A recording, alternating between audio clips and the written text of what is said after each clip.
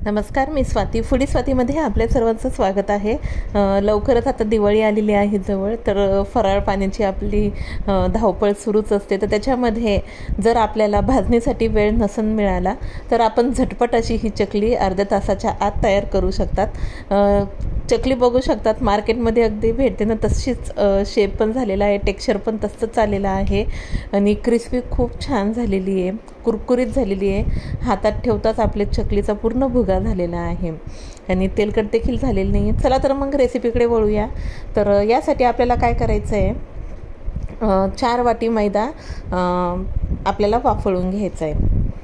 1 वाटी मुगाची डाळ जर आपण घेत असाल तर 4 वाटी आपल्याला मैद्याचं प्रमाण घ्यायचं आहे आणि जर अर्धा वाटी घेत असाल तर 2 वाटी आपण मैद्याचं प्रमाण घेऊ शकतात. वाटी, ग्लास आपल्याला जे सोयीस्कर वाटेल आपण त्यांनी मेजरमेंट घेऊ शकतात. आता सुती कापड घ्यायचं आहे आपल्याला कॉटनचा आणि त्याच्यामध्ये काय करायचं आहे, तो मैदा छान असा घट्ट बांधून घ्यायचा आहे. पूर्ण त्याच्यामध्ये एअर नाही गेली पाहिजे इतका टाईट आपल्याला बांधून घ्यायचा आहे. बांधून घेतल्यानंतर आपल्याला त्याला वाफळून घ्यायचं आहे. मी कुकरमध्ये खाली पाणी घेतलं थोडंसं आणि त्याच्यामध्ये पातेलं ठेवून मैदा अशा प्रकारे वाफून घेते जवळपास 10 ते 15 मिनटे. आणि वाफून घेतल्यानंतर आपल्याला पुढची त्याची प्रोसेस करायची आहे. तर मैदा सर्वात आधी वाफून घ्यायचा आहे. मैदा काढल्यानंतर त्याच कुकरमध्ये मी इथे डाळ पण घालून घेणार आहे. म्हणजे काय होईल, ह्या दिवसामध्ये खूप असं आपले कामं पण असतात, भांडे पण कमी होईल, राडा पण कमी होईल आणि वेळेची पण बचत होईल. आता काय, त्याच कुकरमध्ये डाळ आधी मी स्वच्छ धुवून घेतली. धुवून घेतल्यानंतर आपल्याला काय करायचं आहे, 1 वाटी जर आपण डाळ घेतली ना तर त्याला आपल्याला 3 वाटी पाणी घ्यायचं आहे. तर पाणी घालून आपल्याला डाळ छान अशी शिजवून घ्यायची. मी चिमूटभर मीठ त्यामध्ये घालून घेतलं डाळीच्या चवीपुरते आणि मैदा तोपर्यंत आपल्याला साईडला ठेवून द्यायचा आहे. तो थोडासा थंड होईल, मग नंतर आपण त्याची पुढची प्रोसेस करू. आता मी अगदी डाळीसाठीच थोडंसं मीठ घालून घेतलं. आपण हवं असल्यास हळद आणि तेल देखील ह्या वेळेला घालू शकतात. तर मैदा आता थोडासा थंड झाला होता म्हणून मी तो काढून घेतला. अगदी वाफवल्यानंतर त्याचा शेप आलेला आहे त्या पातेल्याचा. तर त्याच्या गाठी मोकळ्या करून घ्यायच्या.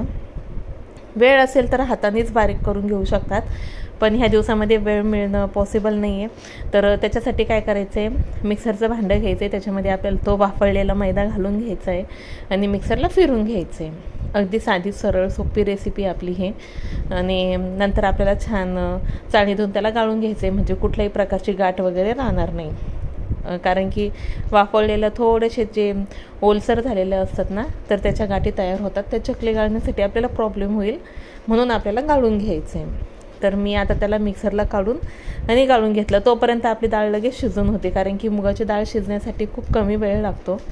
तर एका साईडला आपण डाळ पण शिजवून घेऊ शकतात. तर ह्या दिवसामध्ये भाजणीची चकली जर आपल्याला बनवायची असेल तर त्याची भाजणी आधीच तयार करून ठेवावी लागेल. आणि भाजणीचं कसं, ह्या दिवसामध्ये आपल्याला वेळ पण भेटत नाही, म्हणून आपण ही अगदी झटपट चकली जी आहे ती देवीला नैवेद्यासाठी बनवू शकता.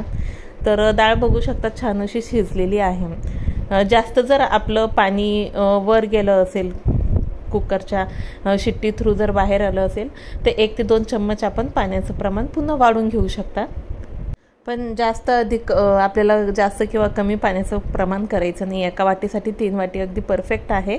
पण जर कुकरच्या शिट्ट्या जास्त झाल्या असेल आणि जास्त वेळ झाला असेल तर पाणी आटून जाऊ शकतं, तर आपण 2 ते 4 चम्मच वाढून घेऊ शकतात सिच्युएशननुसार.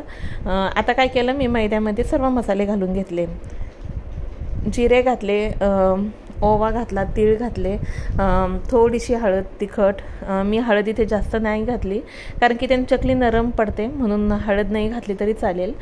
चवीनुसार मीठ घालून घ्यायचं आहे. थोडंसं आपण डाळीला घातलं ते पण लक्षात ठेवायचं आहे. आणि मसाला जो आहे चकलीचा, आपण जिरे आणि ओवा मिक्सरला फिरून घेऊ शकतात. आता मी इथे थंड तेलाचा मोहन घालते.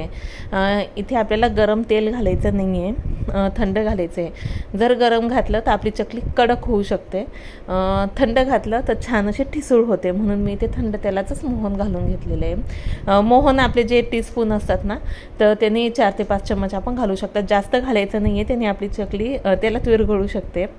तर ते घातल्यानंतर मोहन आपलं घातल्यानंतर मैद्यामध्ये मिक्स करून घ्यायचं आहे. डाळ थोडीशी गरम होते म्हणून मी थोडंसं 2 मिनटं थांबून त्याचं पीठ मळून घेतलेलं आहे. एका साईडला तेल गरम करत घालायचं आहे आपल्याला कढईमध्ये. आणि आता जी आपण डाळ फेटून घेतली होती ना, तर छान त्याचं मिश्रण थोडं थोडं करत आपल्याला पिठामध्ये घालून घ्यायचं. थोडं कोमट असतानाच मळून घ्या शक्यतो, कारण की चकल्या खूप छान येतात. आणि मी आपल्याला सांगू इच्छिते, जर आपण एकच जण असाल बनवायला, जर आपल्याला मदतीला कोणी नसेल तर शक्य तितक्या आपल्याला कमीच चकल्या बनवायच्या आहे, म्हणजे कमीच पीठ भिजवायचं आहे. भलेही आपण 2 वेळेस भिजू शकतात किंवा 3 वेळेस, पण एकाच वेळेस आपल्याला जास्त पीठ नाही मळायचं आहे. कारण की काय होतं, पीठ जर कोमट असेल ना तर चकल्या पटकन आपल्या छान अशा गळून होतात. पण पीठ जर जास्त वेळ राहिलं तर ते कडक होत जातं आणि चकल्या गाळण्यासाठी खूप त्रास होतो. तर म्हणून जर आपण एकच असाल, आपल्याला मदतीला कोणी नसेल, तर आपण थोड्या थोड्या प्रमाणातच चकल्या बनवून घ्या, कारण की नंतर गाळण्यासाठी त्याला खूप त्रास होतो. आता मला पूर्ण व्यवस्थित तेवढं मिक्सचर लागून झालेलं आहे. तेवढ्यामध्ये छान परफेक्ट आपलं पीठ तयार झालेलं आहे. आता साच्यामध्ये पीठ घालायचं आहे. गोळा अखंड घ्यायचा आहे, ज्याने की आपली चकली तुटणार नाही. आणि गोळा घातल्यानंतर आपल्याला छान अशी चकली गाळून घ्यायची.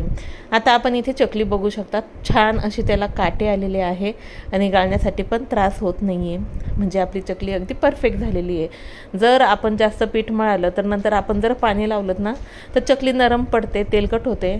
म्हणून थोड्या थोड्या प्रमाणात करा, पण छान असं आपले हे पदार्थ तयार होतात.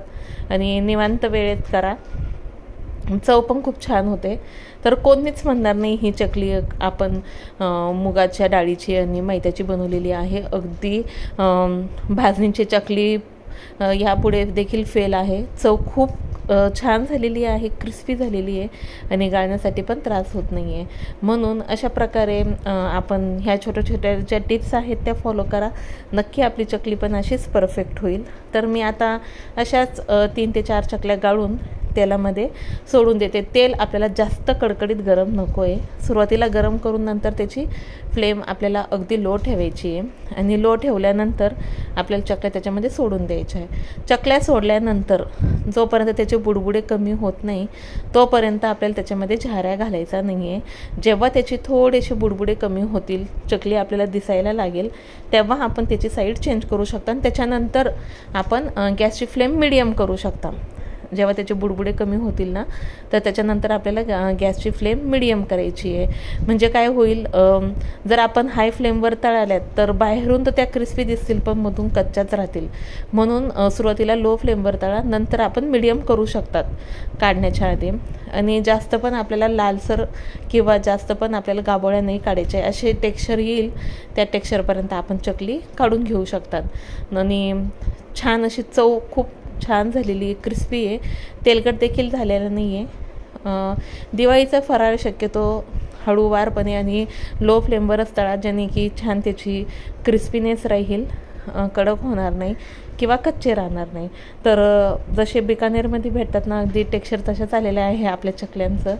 आणि साधी सरळ सोपी रेसिपी आहे. रेसिपी जर आवडली असेल तर प्लीज माझ्या चॅनलला सबस्क्राईब करा, लाईक करा, कमेंट करा, शेअर करा आणि बेल आयकॉनवर क्लिक करा, जेणे की अशाच नवनवीन रेसिपीजचे व्हिडिओज अपलोड झाल्यावर आपल्याला लगेच त्याचं नोटिफिकेशन मिळेल.